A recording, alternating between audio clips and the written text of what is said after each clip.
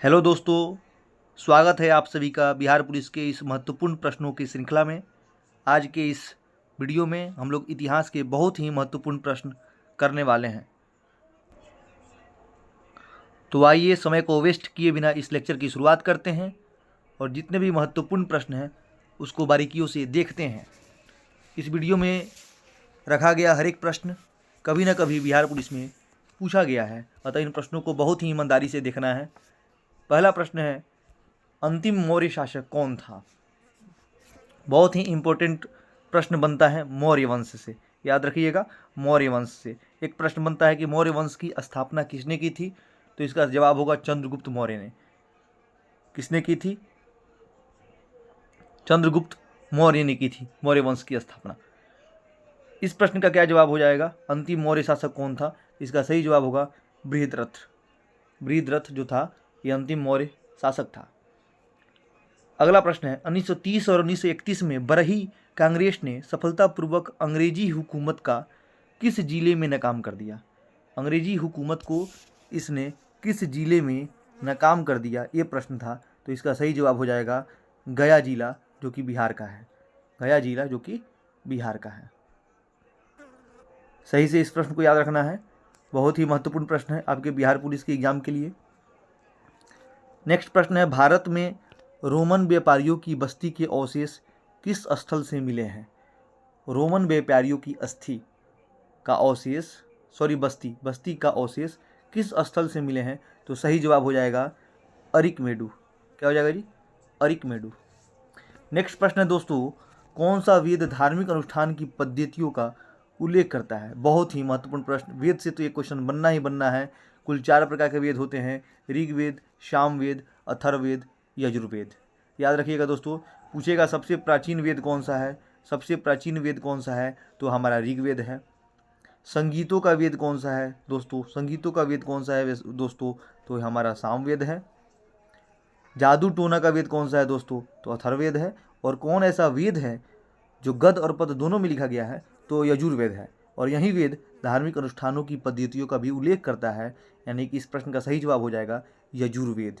कौन सा वेद? यजुर्वेद इसका सही जवाब हो जाएगा दोस्तों। नेक्स्ट प्रश्न को देखते हैं, भीमबेटका किसके लिए प्रसिद्ध है?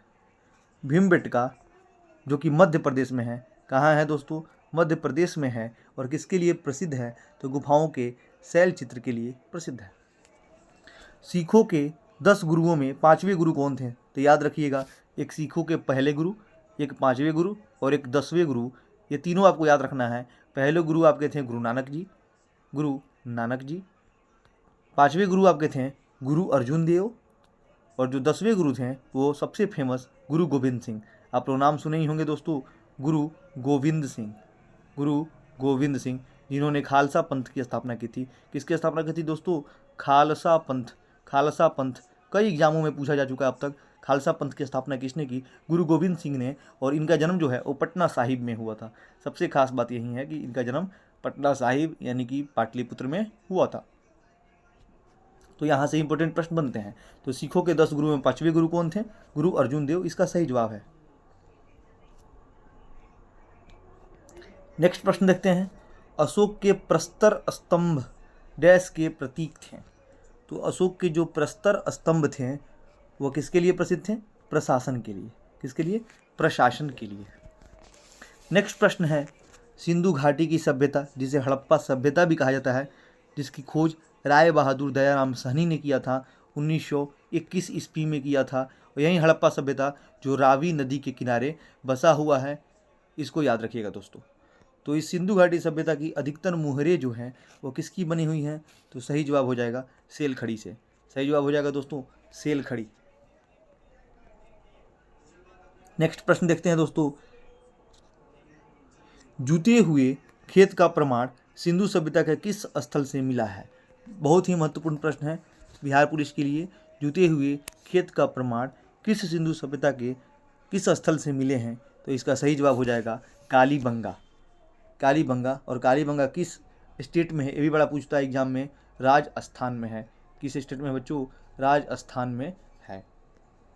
अगला है, गौतम बुद्ध ने धर्म चक्र प्रवर्तन, बहुत ही इंपॉर्टेंट प्रश्न, कई बार आया हुआ है अब तक बिहार पुलिस में। धर्मचक्र प्रवर्तन कहाँ से आरंभ किया गया था?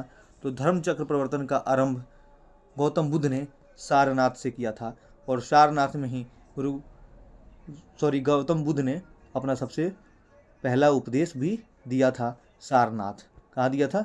सारनाथ में। और सबसे अधिक उपदेश कहाँ दिया था? तो श्रावस्ती। सबसे अधिक उपदेश कहाँ दिया था? श्रावस्ती में दिया था। अगला प्रश्न है, मेसोपोटामिया का अभिप्राय क्या है? तो याद रखिएगा, दजला फरात नदियों के बीच की उपजाऊ धरती, इसी ही मेसोपोटामिया कहा जाता है। दजला फरात नदियों के बीच की उपजाऊ धरती को क्या कहा जाता है? मेसोपोटामिया कहा जाता है। अगला प्रश्न है दोस्तों, सूती वस्त्र के साक्ष्य प्राप्त हुए हैं। सूती वस्त्र के साक्ष्य कहाँ से प्राप्त हुए हैं? तो मोहनजोदड़ो से। मोहनजोदड़ो की खोज 1922 में राखलदास बनर्जी ने किया था। किसने किया था दोस्तों?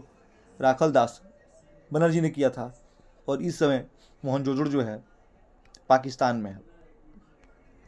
पाकिस्तान में है इस समय मोहनजोदड़ो। पाकिस्तान की राजधानी भी याद रखिएगा, इस्लामाबाद। पाकिस्तान की राजधानी कहाँ है दोस्तों? इस्लामाबाद है। नेक्स्ट प्रश्न देखते हैं दोस्तों, निम्नलिखित में से कौन सी पुस्तक तिलक ने लिखी है? तिलक का पूरा नाम बीजी तिलक था। बीजी तिलक, जिन्हें हम लोग बाल गंगाधर तिलक के नाम से जानते हैं। बाल गंगाधर तिलक, जिन्होंने गीता रहस्य नामक पुस्तक लिखा था। इसको आप लोग बिल्कुल याद रखिएगा। और यही बाल गंगाधर तिलक, जिन्हें लोकमान्य के नाम से भी जाना जाता है। ठीक है, यही बाल गंगाधर तिलक जिन्होंने सर्वप्रथम 1893 में गणपति महोत्सव की शुरुआत की थी महाराष्ट्र में। इसको भी याद रखिएगा, गणपति महोत्सव की शुरुआत किसने की थी? बाल गंगाधर तिलक ने।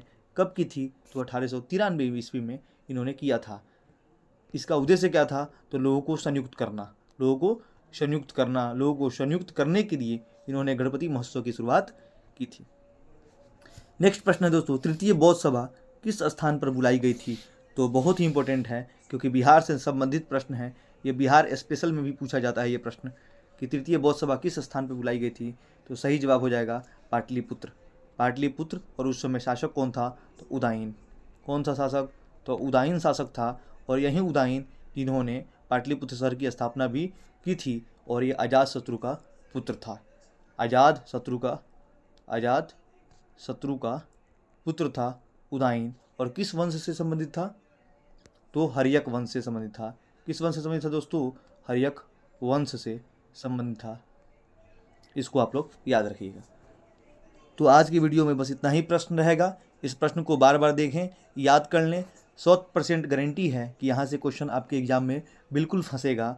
एक प्रश्न इसके बाहर नहीं जाएगा। धीरे धीरे मैं और भी सब्जेक्ट का वीडियो लाऊंगा। ज़्यादा से ज़्यादा मेरे चैनल को आप लोग लाइक करें, सब्सक्राइब करें और अपने दोस्तों को भी शेयर करें। धीरे धीरे मैं polity, geography, economics, physics, chemistry, math सबका वीडियो लेकर आप लोग के समक्ष उपस्थित होऊंगा। और आपका बिहार पुलिस इस बार आर या पार बिल्कुल कराया जाएगा। अतः आप लोग ज़्यादा से ज़्यादा इस चैनल को सपोर्ट करें। वीडियो देखने के लिए बहुत बहुत धन्यवाद।